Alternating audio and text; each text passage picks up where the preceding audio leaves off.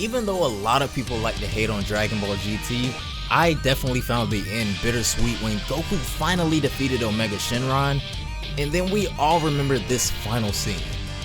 Goku flying off to Otherworld with Shenron marked the end of a journey that I personally enjoyed, as Dragon Ball GT introduced things like Shadow Dragons, brought back villains like Cell, Frieza, and Android 17, and gave us my favorite transformation of all time, Super Saiyan 4. Ever since the end of this adventure, there have been multiple fan-made stories and adaptations of continuations of GT, and just what-if scenarios of events that could take place after GT, but I was doing some digging around, and this is probably the first fan manga I've found that introduces a tournament that both Goku and Vegeta competed in head-to-head directly after GT. This is Dragon Ball Legendary by Takaiju, a story that takes place after Goku unleashed the Spirit Bomb and left for Otherworld, leaving his friends and family behind for good this time, but none more prepared for their inevitable reunion in Otherworld someday: Vegeta. If you guys want to check this story out for yourself, the link will be down below in the description box as always, and before the video gets started, be sure you guys hit that notification bell to never miss an upload, and follow me on Twitter to keep up to date with all Dragon Ball related content. But without further ado, I got swords on my back, tell my right back. Ninjas with me, niggas throwing stars at these bitches. Eating ramen noodles in the hood with my niggas. The story begins in the year 899, 100 years after Goku's departure at the end of GT. In Otherworld, a martial arts tournament is underway which seems to have no limits on who can participate. The first thing we see is Goku standing across the ring in his Super Saiyan 4 transformation, and on the other side of the ring stands Vegeta in his Super Saiyan 4 form as well. Charging directly in, Vegeta knows he's been waiting for this day pretty much his whole life, to finally best his rival Goku, and now seems to be that fateful day.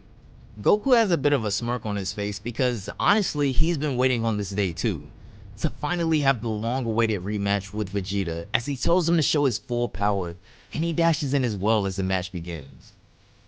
Vegeta starts off by landing a pretty solid kick on Goku, which kinda surprised me for a second, but seeing how long after GT this takes place, even Vegeta surely has kept up his training in Otherworld, and I'm certain his strength exceeds whatever we would expect.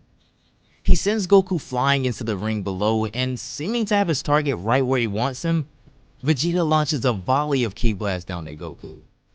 Over on the planet of the Kais, the old Kai remarks at how he doesn't get how Goku was separated from his fusion with Shenron and was able to get his physical body back.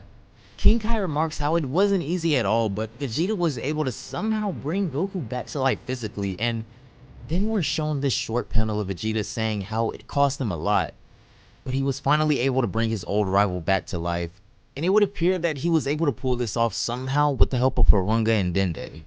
Back at the fight, we see the Otherworld versions of warriors the Z Fighters have defeated in the past, such as Deborah, Cell, and even Omega Shenron, and this is when Deborah confirms that it seems Vegeta has grown quite a bit stronger since even fighting Omega Shenron, but Shenron playfully jokes it off, saying Goku's letting him win. All of a sudden, Goku disappears to the surprise of everyone, as he was just directly where Vegeta was firing. This is when the echoes of an attack start to become louder behind Vegeta, and when he turns around, Goku is behind him preparing a Kamehameha wave. He fires, but this is when Vegeta does something completely unexpected, as we see him put his fingers to his forehead in a familiar pose, and then he disappears as well. Vegeta teleports using instant transmission, as we see both Goku and Gohan shocked at what just happened, and when Vegeta reappears, he hits Goku with a pretty solid knee to the gut. Goku gets sent back a pretty good amount and hit with an additional Ki Blast, but the attack wasn't enough to do crucial damage to him. Above all else, he just remarks at how incredible it is that Vegeta was able to learn this technique and how hard he must have trained for this day. Goku says that it's been so long since he's been excited for a fight like this, so he tells Vegeta to show him all of his new techniques as the two prepare for the second round. The two Saiyans power up as they stand across from each other, both seeming to get serious now. Goku charges in first, and it looks like he gets a pretty good hit in on Vegeta, but the moment Goku hits him, Vegeta disappears again. When he reappears, it becomes apparent to Goku that for the first time ever, Vegeta has surpassed him while being at the same form as him, as Goku says that he won't be able to defeat Vegeta like this, so he has no choice but to go beyond the limit Shenron set for him on this body, as he says that it's time to break his promise. But what could this even mean?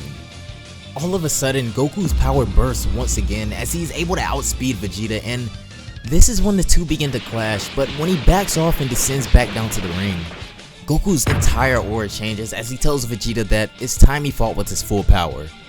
Time to separate from Shenron. And in the next panel, Goku is standing in the middle of the ring with 7 Dragon Balls floating around him mysteriously.